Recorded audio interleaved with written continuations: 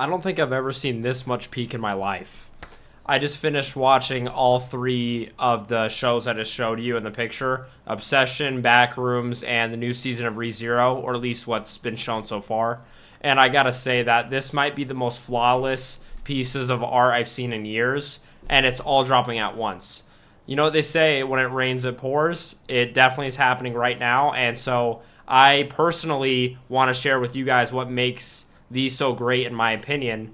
But in this video, I'm going to be breaking down certain things that made Obsession one of the best movies I've ever seen, Backrooms really great, and ReZero had its revival and is almost as good as the first season. I set timestamps in the description if you only care to see one specific one. I also vlogged me going to see the Backrooms the night of. I have some opinions that are pretty basic, but then I also have ones that I think are very unique compared to other reviews I've seen. So if you're interested, make sure to sit back and listen. I was very excited to make this one. Currently 6:54 a.m. I feel like a fucking child. I got my outfit for tomorrow laid out. I'm literally just going to see the Backrooms with my family, but I mean, this is new shit, so it's not as bad. It's not as cringe like laying it out because it's new, you know. I gotta see the fit, you know, when it's brand new. But we're going to see the Backrooms, and I am very excited. I haven't even seen the videos of the backstory of the Backrooms, so I'm definitely gonna have to check those out when I wake up. Yeah, I'm barely going to bed. It's like fucking 7 a.m. People think I'm crazy, but I literally get a new pair of white Air Force Ones every month. No fit, go crazy.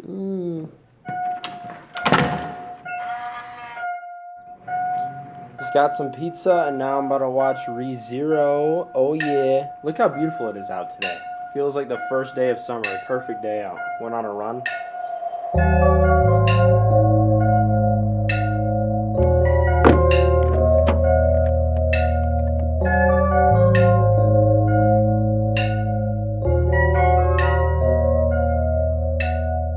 Yeah, I might be a fake fan, but I haven't seen like any of the Backrooms like videos. Like I saw, you know, like the main clips of it where like they went viral, like, you know, whatever aesthetic shit, liminal stuff, but I don't know the story at all besides an Instagram reel I watched. So I'm going to watch the videos right now, and the movie is in 2 hours, so it's 7:40. I'm going to see it at 9:40. Look at this view.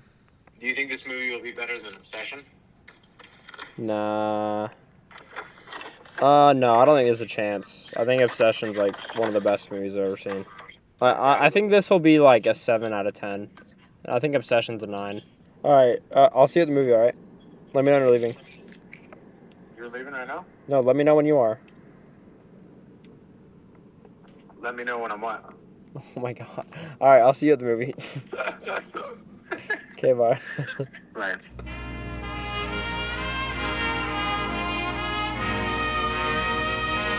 Any predictions? That I've never seen the Backrooms. So I watched someone dies maybe. Oh, I think that's a good one, actually. I watched a video explaining it all. I didn't want to watch all those videos. It's like 2 hours. There was like a mini series I was supposed to watch, and I got like 7 out of 8, and the 8th one was 45 minutes, and I was like, Yeah, fuck that. I think I have a general idea. What do you think it'll be out of 10? I think it'll be a 7. Yeah, probably like a 6, 7. Oh? Doing a silly face and you're pulling your camera on my face. You know, they used to have something called respect back in the day where you wouldn't do shit like this, you fucking little Any movie predictions? Movie predictions? Oh, there's gonna be a lot. No, they're not. They see that, they'll be like, bye. Yeah, the shitty camcorder.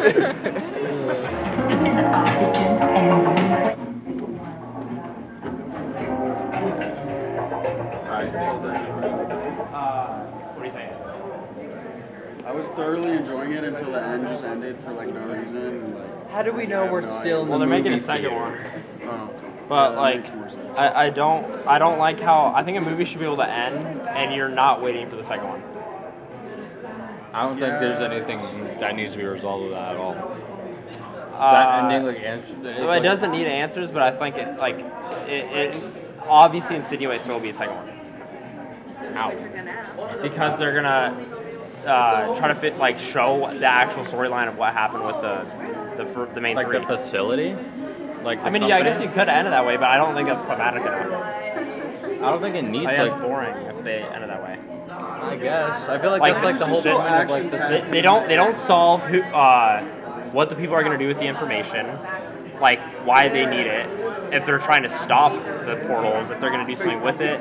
Yeah, that's like the main part. It's like the company like that was doing the MRI shit. Like there needs to be more solutions to that. Also, they need to show solutions to the girl that died, if she did die. And At the end? Yeah, if she. I don't think she died. That was just. I know, but that was one of the alternate world versions of her. Like the memory. Yeah. But what happened to her? Did they get out? Did they do something with the company? Because now they know. Because they actually know where the door is. Maybe they get back. But does that need to be resolved? Because when it comes to like how the whole movie is like, yeah. I feel like the whole point is like nothing has an answer. Like this is just. But there could be. Sense the whole time. I think that's why they bring it to cinema. The only answer that they have is that it's a distant memory of, which is the whole point of, if you're into any of the liminal space shit, everything is like a distant memory of something that you once knew, which was the whole point of the movie. There's not an answer to that. Like, there's not gonna be an answer to that. So I feel like there's not gonna be a second movie. There's not a need for a conclusion. Yeah, there isn't a need, I guess, but he's already talking about it. Yeah. I think there should be an ending. They probably will make another movie since it performed. I mean, he's like the youngest person to have like the best fucking selling box office movie ever, and he's a fucking like YouTuber with Blender. Yeah. I think it was 7.5 out of 10. I'm gonna gas it up because I grew up on creepypastas. Yeah. And if I don't, then I'm doing my. What do you think? Like 8.5? A disservice. I'll give it a 9. Really? Yeah. I'll just be generous because I think the ending was open-ended enough for me to like it. I think one thing that I was telling Keegan this. Like here, turn on the organ real quick. I think one thing that pissed me off, but it also was a part of it, was how dumb they made the chick when she's trying to get away. I'm like, dude, this is when they have a scary movie and it's like the dumb blonde chick that's like trying to get away. That's how bad she was getting away. Well, that's just like. But that's like also what made it. It's like. I feel like that's just like luck though, and also if you're in some like distant memory of a reality, like you're not used to land but the navigating over back, 15 couches. Okay, but not even just that. When she's walking backwards and shit, it's like. Yeah, no, that's just being so stupid. Well, you can keep an eye on something. Well, I don't know, because if I was in the Backrooms, I don't know how I would approach looking at something. Because like, imagine like seeing the entity in the Backrooms, right? And you're like this. Like, yeah. Bro, like SCP, like fucking 101, bro. Like if you look away, he's gonna be closer than if you look back.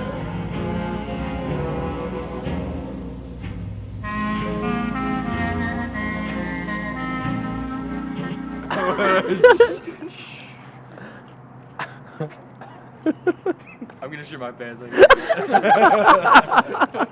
Do the fart thing. Hey guys, I'm the guy who farts for comedic. This is me laughters and comic relief. This is me, the true me. Laugh. I just did. I just did. Bro, you could like take that millisecond I did that stupid little thing and you could loop it back and forth and then make it like a GIF on Discord. Dude, 4 deer just ran in front of my fucking car. They're just nonchalantly walking.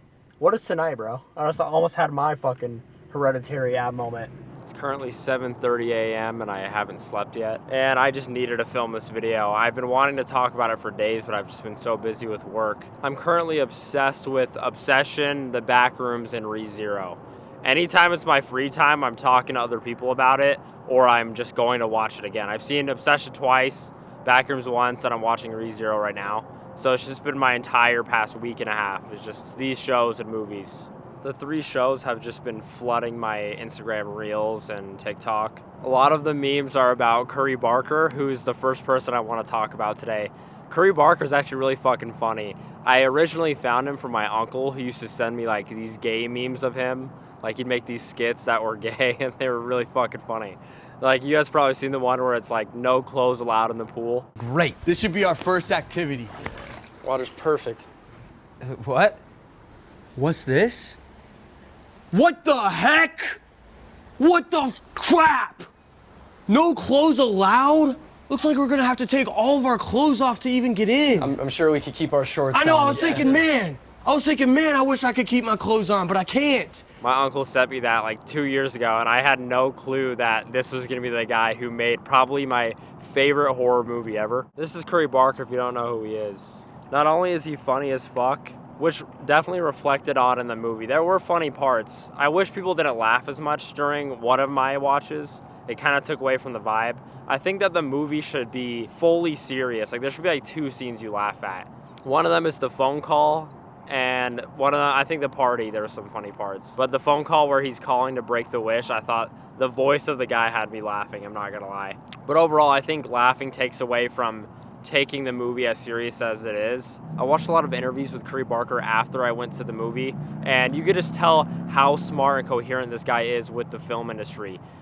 Even the way he replies to the interviewers, he's very articulate and he gets his point across very well. And he's not scared of paying homage to what inspired him. So he's very honest about where he got the inspiration to do this movie from. He was a big fan of Hereditary, which I think is a good movie.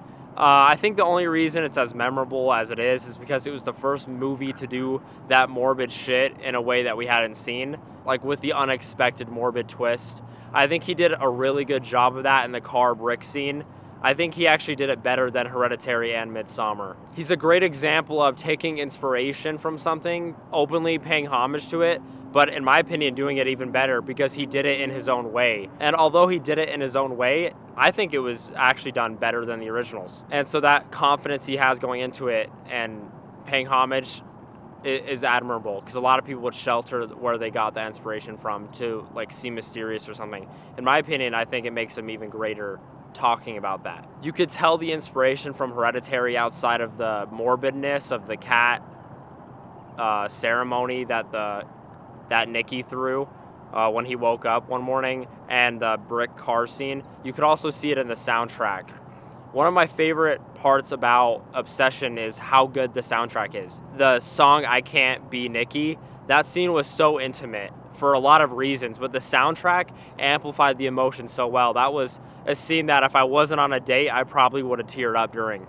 A very emotional scene. If you listen to the soundtrack of it, it's really soft like it was in the scene, but it takes a really morbid twist at the end of the song, and it has that feeling of Hereditary. They did really good at choosing a team to compose the music for this. I think that's one of the best things about this. And if you watch all of Curry Barker's old short films, it's really good. The only thing that's missing is the production quality. He has a lot of scripts that if they were turned into a movie, they would probably be just as good as Obsession.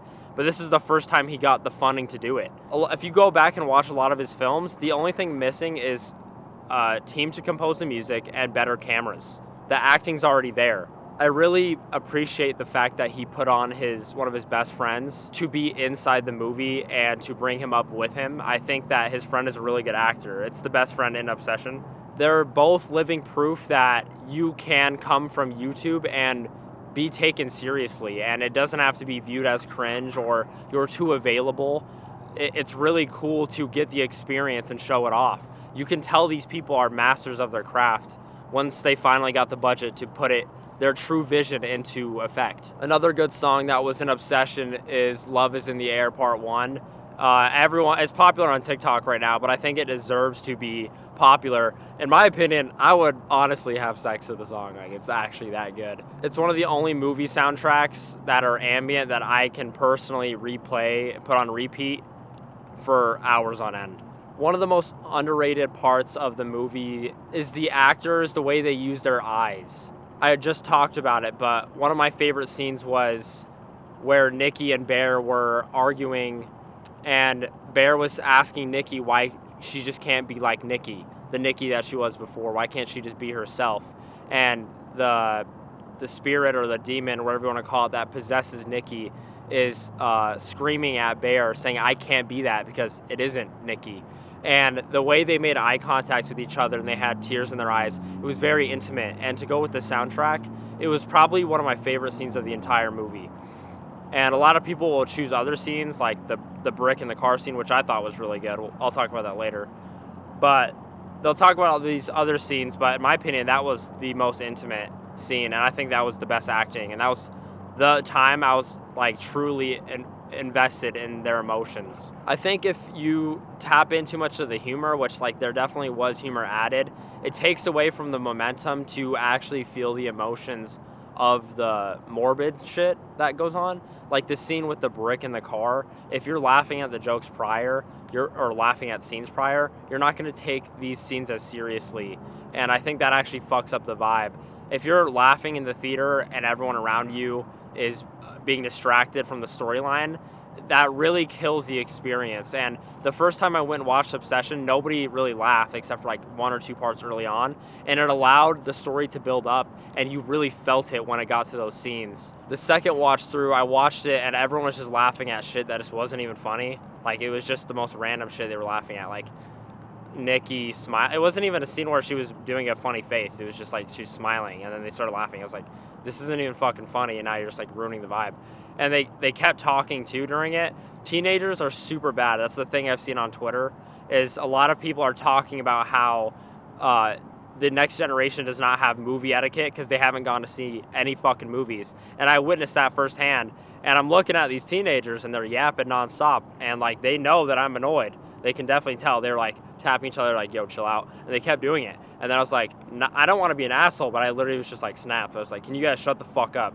And they finally did, and they apologized. And it was better from there on out, but I still just think that it killed the vibe that I had from the first, compared to the first experience. And I think that movies, you shouldn't be going in there to joke around and laugh too much. You should be appreciating the other people there that want to invest in the story. And unless it's a comedy, you should probably just shut up. The humor, though, although I don't think you should be laughing that much during it, it did set this vibe of, like, I don't know what to predict with this, because there were certain times that were serious. They kind of threw a light joke in, but it also made you not anticipate what's coming next. And so one of the things that I thought was really amazing about the pacing was the way that they brought back the vibe from the party where, you know, the kiss scene was supposed to happen, and he's like, kiss the person to your left. And then Nikki pulls the chair out, which was, you know, funny, of course. And then when it came back to the car scene later on with Sarah, they talked about it, like, to your left, and everyone was expecting her to come through the window, but they didn't do it at the time they thought they did. And there was, like, a little gap in between after they said that, because Bear was, like, startled after she said, I'm to your left. And there was like a pause for a second, and then everyone's like looking out the window expecting it, and it didn't come, and then another second later it does, and it made the scene so much worse when it happened. And that pacing intuition from Curry Barker is phenomenal. I think that was one of the best parts about the movie, is how well they executed that.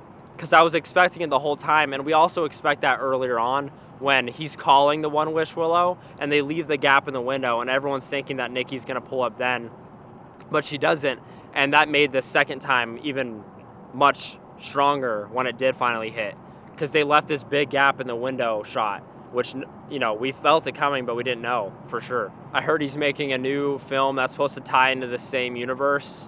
I'm really excited to see that. I heard it's supposed to be more of a comedy, but we'll see. One of the reasons it was hard to watch this movie is because Nikki is very pretty, and she had this similar look and vibe to my first girlfriend, and it was pretty codependent, toxic. So I was like feeling all the emotions in real time. And if I could put a picture of my first ex on screen for you, I would. I showed my buddies, and they're like, no fucking way. Like, that's actually trippy. So it made the scenes, like the party scene, very like PTSD kind of vibe. But I think that actually added to my experience more personally. Everyone says they had a girl that was like Nikki. I had a girl that, she wasn't like Nikki, but she looked like her. And so, you know, I thought that was pretty funny. Overall, I think this movie is one of the best horror movies I've ever seen. I reflected back on it, and I was thinking, like, what is better than this? Like, Hereditary, Midsommar, I think they're too slow-paced. I think the best thing about this movie was that it was fast-paced, so everyone can digest it, but it also had emotional depth and really good writing. There were very few flaws in it, and the only things that I would have changed or added are very little. One of the things I would have changed about Obsession is the acting with Bear in the beginning with the car scene. One of my cousins brought this up. He's too charming and good looking to actually be that awkward in the car scene. It was like cringely awkward. And I think, it wasn't necessarily bad acting. It was just too cringe for how the characters looked. And they made it too incel-y when this person definitely wouldn't be that bad in real life, at least what we perceive as that level of look, that level of attraction. I think they should have added more emotional depth with Sarah. There should have been more intimate moments earlier on. The head on the shoulder scene in the store was not enough. I think there should have been something more in the beginning. And if they had that, it would have made the scene where she dies much worse. I think that scene could have been even extra traumatic, and that's saying something. One thing that isn't a big deal, but I think they could have added personally, was possibly like somebody knocking on the door. Nikki was doing all this loud shit, but nobody really checked on it. And so I think that was kind of strange. I mean, I know there's stories of people who die in their house, nobody checks on them for days, but like there should have been something. Like she's screaming at the top of her lungs multiple nights in a row. Then she shoots the best friend in the head and just there's no knock soon after or anything. I feel like there would be something, or at least a cop siren. I think they could have added something like that to go more into the story. Curry Barker said he wanted it left up to interpretation. He thinks that if he were to write it out, that she would have gotten arrested. And I think that's what makes it more horrifying. But the possibility that she could get away with it somehow is what makes it so intriguing. How could Nikki get away with this and somehow move on with her life?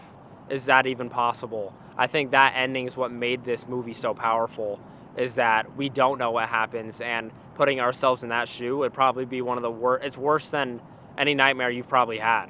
Maybe she could get another One Wish Willow and convince somebody else to use it for her and wish it never happened. Who knows?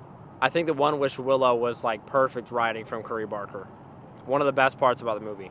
Also, the art on it, the design of it, he made with his mom, which I think is pretty cool. If you haven't seen the interviews from him dissecting the movie, I really recommend it. If you're curious about more about the movie, he explains it really well in the interviews. Somehow, there's a lot of weird fucks on Twitter. I'm in like some wrong spaces on Twitter, and I see just like shitty-ass opinions. There's a lot of weird guys that actually think Bear is not in the wrong, which like I don't even know how the fuck they think that. I think they're trolling. They have to be trolling at that point, because like you have to be just a fucking idiot to actually believe that. But I think the scene that really set Bear as the villain was when he called the One Wish Willow people to see if he could cancel it, and they gave him weird answers, and he was just wondering if he could alter it instead. And once he asked if he could alter it instead of just canceling it, he didn't care about Nikki's independence like at all, knowing at that moment that he had the opportunity to possibly cancel it. He was okay with her being possessed, even if it was just in partial or a fraction of what it was. And that's what makes him evil. There's so many things I could talk about with this movie, but I think I'm going to let you dissect it more and watch it for yourself. I think this movie is one of the best I think it's the best horror film I've ever seen, and I'm going to rank it a 9 out of 10. And I think that everyone should watch it. And if you didn't like it the first time because of people laughing or something, just go watch it again. It is a completely different experience each rewatch, but you have to be around the right crowd for it to be as good as it was. My first watch, it was probably one of the best movie experiences I've ever had. And so I don't know if it can be topped. I think it's a 9 out of 10, and I would rank it higher, but there's probably little things that could have made it better. There's always something that can make it better. I don't know if there ever is a 10. But to me, that was the best experience I've ever had watching a movie. And so I really recommend that. Next, to go on to the Backrooms. The Backrooms was really good. I did like it. I didn't like it as much as Obsession. I think Obsession was a much better watch, but I think that Backrooms sits in your head longer, and it leaves you with a lot more imagination about what could happen. The ending of Obsession, there's still imagination, but this has infinite levels of it. And there's so many weird, morbid things about Backrooms that are dreamlike, and they make you put yourself in those shoes more. Like, what would a different floor level version of me look like? What other entities could be lower at the deepest parts of the Backrooms? Is there something deeper that can stop this? Is there any way to stop this? And there was a lot of dreamlike parts about this movie that were just so phenomenal. I think one of the best parts that might have just flew over people's heads was when they were showing all the floors, all the levels to the back rooms, and they were doing a camera shot that just goes down. And there were certain rooms that just looked so liminal and nostalgic, like beyond what we've seen in the images created on YouTube by Kane Parsons before. There were so many rooms that they created that felt like my earliest memories as a kid again. It felt like I was tapping into the first memories I had at like 3 years old. And it was very strange having that feeling when we haven't had a piece of art like that in a long time. There hasn't been a movie that has provoked that sort of feeling, and I don't even know. I don't know if it's ever happened. And that's also how I felt with Obsession, was there were certain emotions provoked that I forgot I could feel. I think one of my biggest critiques with the Backrooms is that it wasn't as easily digestible as it could have been. I think the first third of the movie was flawless. The way they did the intro, the way that they integrated these side characters, and the way that they had this tense feeling of, exploring the rooms with the rope and everything. I think that was phenomenal. And I think that the gore that they showed and the eeriness of the dolls and the clothes and that strange feeling, I think they did amazing with that. I think that the second half was more for the people that were original fans of the YouTube series. It dove into the actual storyline and basic concepts that were originally introduced by Kane Parsons. But I think that if they somehow managed to tap into the original characters more, like the character that got dragged in by the entity, or if they even showed that entity, was it the pirate that did that? I don't think it was, because he wasn't that fast. The girl that was trapped on the other side that was staying down there to find her boyfriend, I think they could have played that story out a little bit more. But also, I think it also adds to it in some way. But me personally, I would have enjoyed seeing more of that atmosphere and energy. I think it made it really entertaining. But one thing that I did like about them being kind of killed off fast was that it did show how disturbing the Backrooms actually are. Like, if you actually face these entities, it's the blink of an eye, you're already gone. And so I think that part was pretty interesting. I'm curious, what entity do you guys think was the one that dragged you? I don't know if there's an answer for that. I didn't pick up on that if there was. One of my other favorite parts, I think this is like a lot of people's favorite part of the movie, was the pirate entity once it actually reveals itself and it's walking and it picks him up and the main guy and bites his shoulder. That felt like a nightmare, but like when you're having a fever. So it was like a fever nightmare. People would say fever dream, but I think it was a fever nightmare. It was like so trippy and like kind of didn't make sense, and it was just so weird seeing him bite his shoulder. That was the kind of feeling I was hoping we'd get with the Backrooms. And I think that the dialogue in the scene previous to that of him getting bit was really well done. I think that that was probably one of the most intimate scenes of the movie, and I think that was really good acting from both sides. My biggest critique with the movie, outside of the pacing being kind of slow for everyone that could watch, is that the girl pissed me off so fucking bad. When she rolled her ankle, that's fine. She was walking like a dickhead. Nobody walks like that, even if their ankle's fucked. That was so fucking, oh my God, that was so cringe.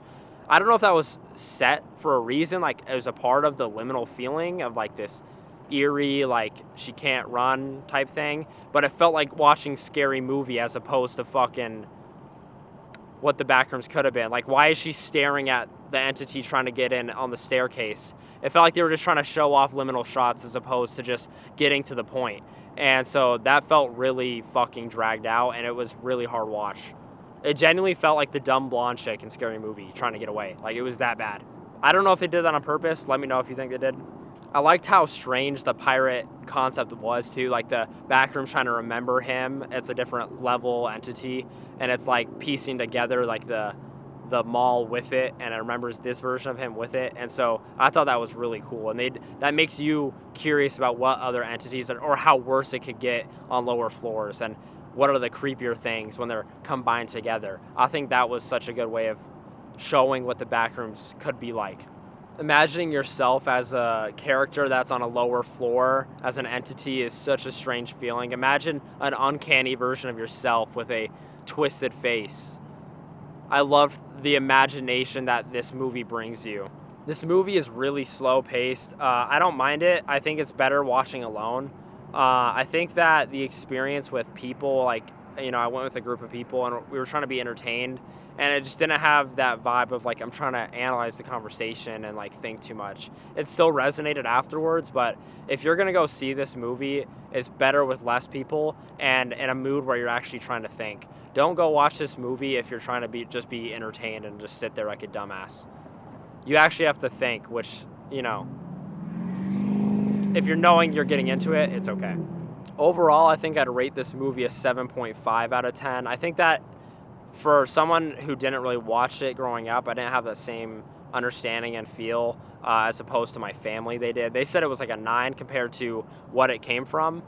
Me personally, I didn't know too much besides videos I watched beforehand the day prior, and so it didn't have that same effect to me. It just wasn't as nostalgic as maybe it could have been, and I didn't fully understand the importance of certain things with the story.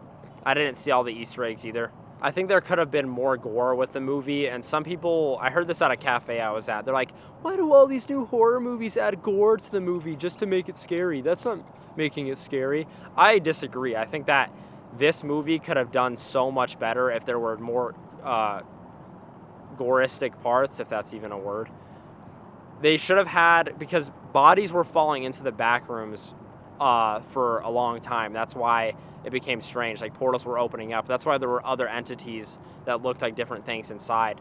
And, if they had the original bodies and the corpses decaying or something along those lines, or, maybe people were murdering people and hiding bodies in the back rooms. If they had some concept of that, as opposed to just dolls and clothes on the floor, I think it could have been way more disturbing of a feel, like seeing like a skeleton with like flies somehow on it. Something like that would have added to the feel a lot more, in my opinion. And maybe I missed that, so somebody tell me in the comments if I'm wrong. I think that besides the therapist and the main character, I think that there could have been more intimate moments with other characters, and I didn't think there was enough to resonate with them, but that's not a big deal because it's more about the ideas and premises in it. I think that could have been better.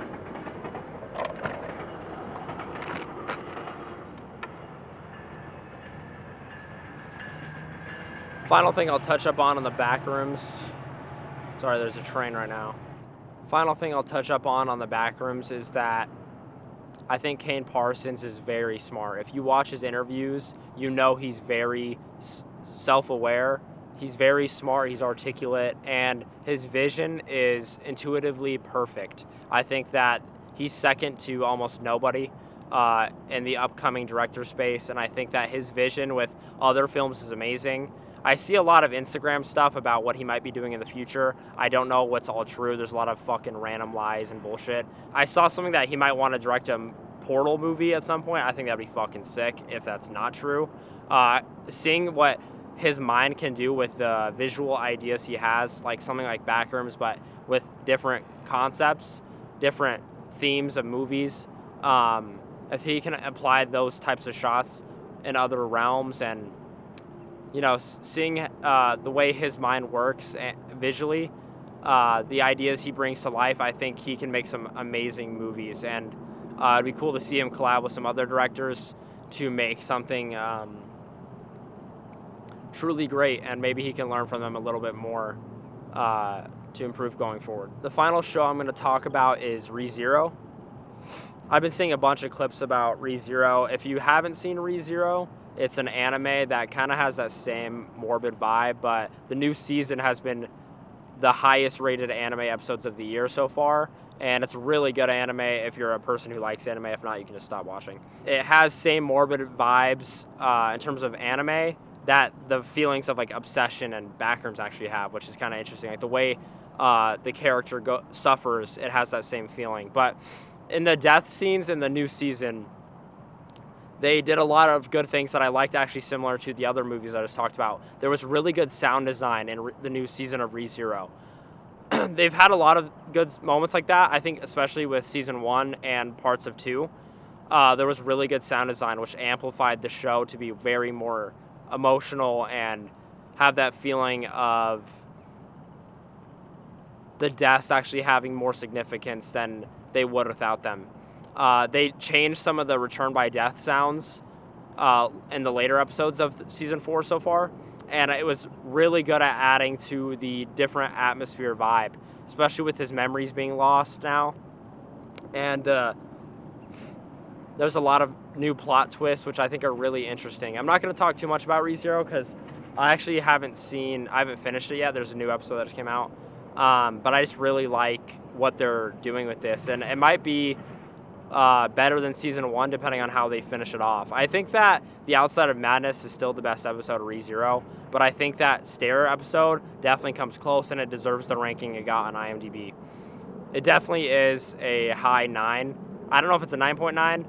I think the Outside of Madness should have been 9.9 and this should have been 9.6, but I think they did really good at showing how graphic this death was. I think this was the most graphic death. It was the first time I saw a death in a show or an anime where I was like actually like grossed out by the way it looked, like the way his face was split open. I think they did fucking amazing at creating that feeling back again that we got a lot with season 1. If you haven't seen the new season of ReZero and you watched the earlier seasons, I think that if you watch season 1 and some of 2, you're gonna really like season 4. And so a lot of people stopped at 3 and midway through 2 because it got too much into the world building and they didn't really understand. And they also got sick of how long it took with Rem. But I think if you can be patient or even just watch a YouTube summary, that this is the best season since season 1, and it's really fucking entertaining. The pacing is phenomenal. It's the first time it's left me wanting more. And so I'm excited for the new episodes that are coming out. Definitely check out ReZero if you haven't. I'll get maybe a full review later on when the season ends, but right now I'm just putting in this video because it's, you know, I've been seeing it all over my Instagram as well, the edits of the staircase episode. What a good series of shows and movies that are coming out right now. Also, to end it off, Hunter x Hunter. Actually, it's funny because I wasn't even going to talk about it in this video, but I have the photo right here. Hunter x Hunter just came out with a new manga chapter, and it's going to release July 3rd, or it's about to release. So it's not coming out yet, but it's about to release July 3rd. So I'm very excited for that. Hopefully at some point, if there's enough, they can bring back the anime. We really need that Dark Continent arc in terms of anime. So, but the manga's been really good so far. If you haven't checked it out, it's really entertaining.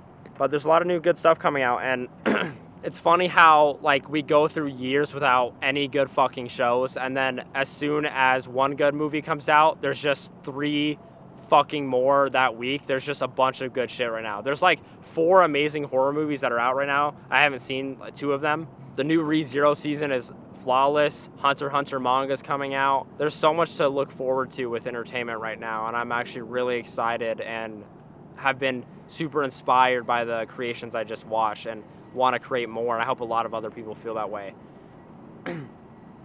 When it rains, it pours, though, so we'll probably go through another 4-year drought of just boring-ass shit, but at least we got some lifetime bangers for this year. Please make sure to subscribe. There's going to be a lot going on this channel in the next few years. I plan to create something big with this channel and be very active. No homo, this is like my diary, so like, you know, I'm pretty active on here.